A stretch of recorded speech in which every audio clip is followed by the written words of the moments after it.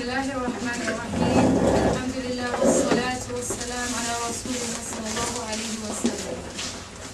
Begin with the recitation of the Quran.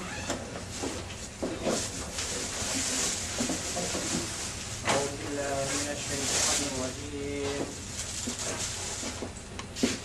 بسم الله الرحمن الرحيم. يا أيها الناس إنا خلقناكم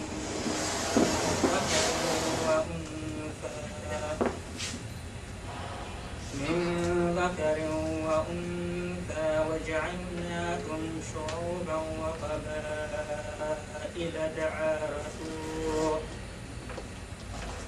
إن أمركم عند الله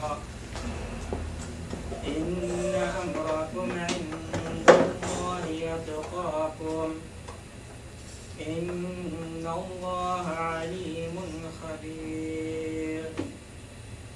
صدق الله العظيم. In the name of Allah, the most kind and most merciful.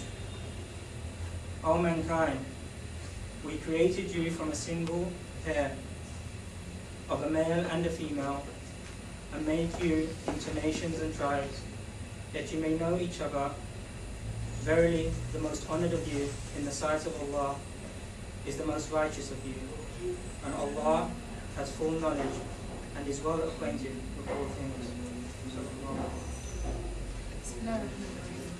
I'm going to begin with some housekeeping first of all, and then inshallah I'll hand over to Dr. Amina. First of all, an introduction to Misbah. Misbah Institute aims to become an institution that caters for the complete needs of new Muslims, whether seasoned or new, and we have recognized a need to better facilitate the transition of new Muslims into their new lives. Our next talk, inshallah, will be next month, the 3rd of December, and we're currently in the process of confirming the speaker. We plan to be here on the first Friday of every month, and eventually begin to be associated with this idea of TGI Fridays. When we hold our monthly gatherings. We have many services planned at the moment, but we need volunteers to help us out so that we can provide those services. With a large number of born Muslims, I'm sure that many of you will take on those responsibilities to help us. The format of the talk for today is, we'll begin with the talk by Dr. Amina, followed by a question and answer session where we'll open up the floor to questions from yourselves, or to be sharing experiences that you may share similarly amongst each other. And then there'll be a chance to socialize and talk to each other and get to know each other, inshallah, at the end. And I'll begin with an introduction to Dr. Amina. She is an eminent High Street neurosurgeon with extensive experience of hospital medicine and general practice. She has also contributed to a research project in Holloway Prison on human violence. She was born in America and brought up in Cairo in Egypt, and counts amongst her friends the mother of the Sultan of Oman.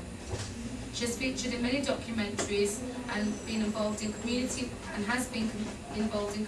work for many years. A true good role model for both new Muslims and those who are going to be born with faith. I wish it was true. First, I want to acknowledge for everyone some sad news today.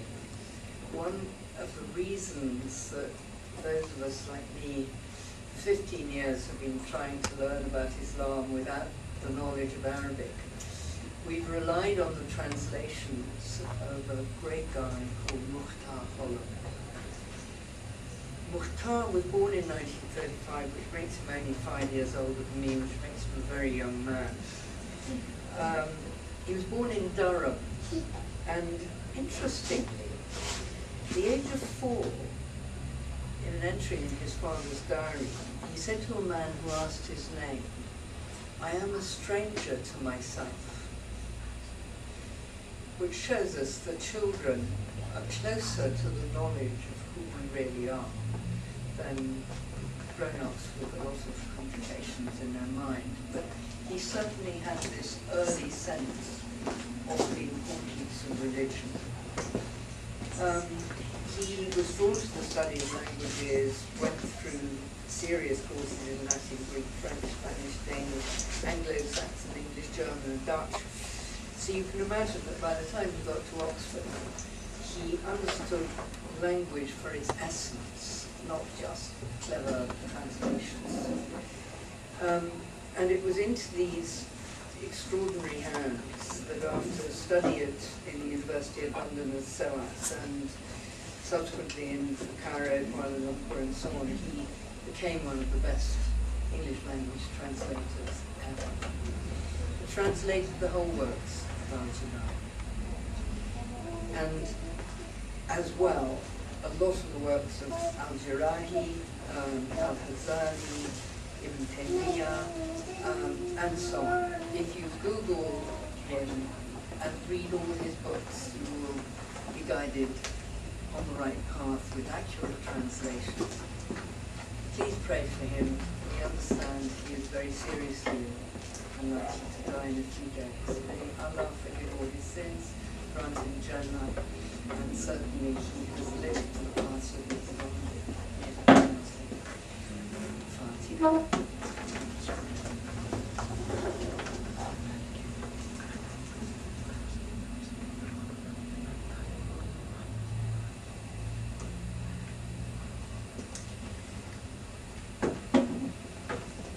It's important to me that I heard about Mukhtar today, because also I started my day with a patient of mine, age 40, who died of malignant melanoma. In the middle of a full life, bright guy, lovely young children, devoted wife. And those of us who have a religious path, there's only one point. Only one point. Why are we here? What is the point of our human life? And how can we be guided to live it in the way we should? There are two choices. There's the choice of human guidance, and the human guidance can be free thinking, it can be humanism. There are some great people who would never claim to believe in a God, and yet they do great things. And there are the people who follow the religions about intelligence, Buddhists, Hindus. There are many people who live great, good lives within those traditions. Some people like me were born into a theocratic tradition. Allah spoke to his prophets. It started with the Jews. Isa salam, Jesus, was a very, very sincere Jew and came to renew the Jewish people who had become a bit stuck in their law. And then we have the religion of Islam. People like me came to Islam. I was a very committed Catholic. I spoke Latin fluently. I used to converse with the bishops in Latin. I was Hafiz, which means that I knew by heart the Gospels, which are very short. I even knew them in Latin, which is a bit freaky. It just shows how bored I was at school. But it wasn't enough. It wasn't enough. And, I thought maybe I can become a nun. And I sincerely went to the Reverend Mother, that's the top nun in her order, and I suggested that I might have a vocation to be a nun. And she was kind enough not to roll over laughing. She said she'd pray about it and invite me the following day, which she did. And she said there are 3 vows. She said there's the vow of poverty. She said that won't be a problem for you because you're not materialistic. She said there's the vow of chastity. She said that requires self-discipline. It won't be a problem for you. She said then there's a vow of obedience. said, that is beyond your comprehension. He said, God must have another path for you. So I failed being a nun. I was looking for more.